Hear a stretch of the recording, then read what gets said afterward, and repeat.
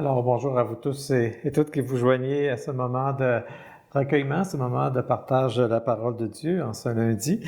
Alors, aujourd'hui, nous allons accueillir un évangile fondamental, celui de Saint Matthieu au chapitre 5, versets 1 à 12 sur l'évangile des Béatitudes.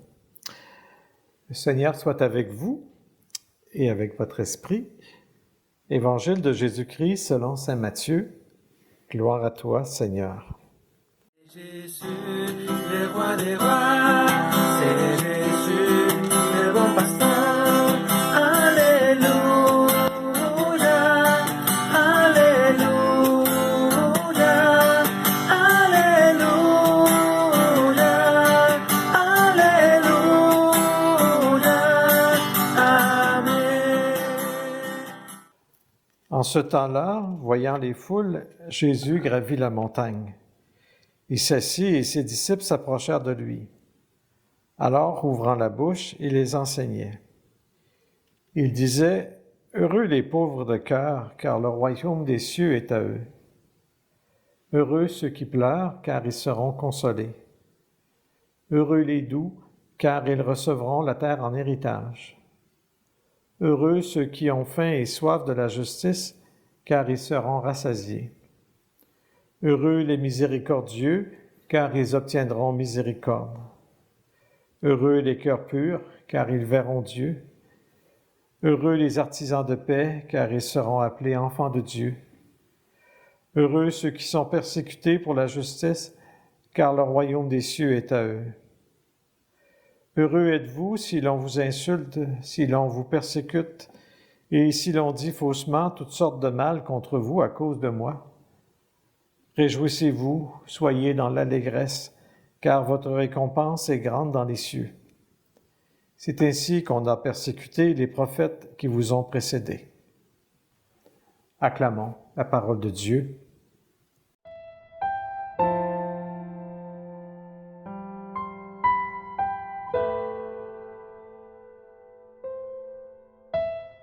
Nous avons tous des aliments que nous aimons particulièrement, peut-être des desserts, peut-être des mets principaux que l'on aime, je ne sais pas. Mais lorsque on a pris un gros repas, lorsqu'on a mangé au-delà de sa faim, eh bien, même si on nous présente cet aliment que l'on aime bien, ce gâteau qui nous est particulièrement cher, eh bien, probablement qu'on va refuser de le prendre, qu'il ne nous intéressera pas pourtant, même si on l'aime beaucoup. C'est une image, cette satiété qui fait qu'on n'a plus le goût de manger ce qui nous serait offert.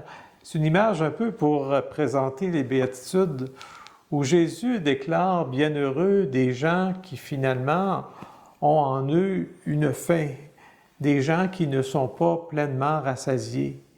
Et ça paraît un malheur d'être des gens qui sont en soif de justice, des gens qui sont en soif de miséricorde, des gens qui sont malheureux, des gens qui pleurent. Ça apparaît au départ comme un malheur, mais en même temps, lorsque Dieu vient offrir son message de salut, eh bien, c'est ça qui est la porte pour l'accueillir.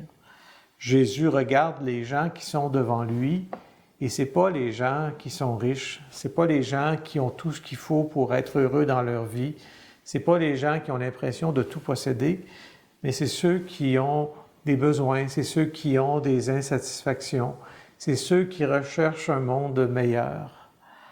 L'Évangile du salut est offert à notre monde et pour l'accueillir, il ne faut pas être des gens qui ont l'impression d'avoir mangé plus que ce qu'ils ont besoin, mais il faut plutôt être des gens qui ont une faim en eux, qui ont une faim de bonheur, qui ont une faim de justice, qui ont une faim de vérité, qui ont une faim de miséricorde, de meilleures relations. Alors, en ce jour, on peut se questionner, est-ce que nous sommes ainsi? Beaucoup de gens dans notre monde ont l'impression d'avoir tout ce que ça leur prend et n'ont pas vraiment une ouverture pour Dieu. Est-ce que nous avons une place, un désir pour que le Seigneur se manifeste à nous? Et si c'est le cas, eh bien, le Seigneur va transformer ce qui est un vide, ce qui est une misère dans notre vie. Il va nous combler. Il va nous combler en cette vie et il va nous combler dans une vie nouvelle. Amen.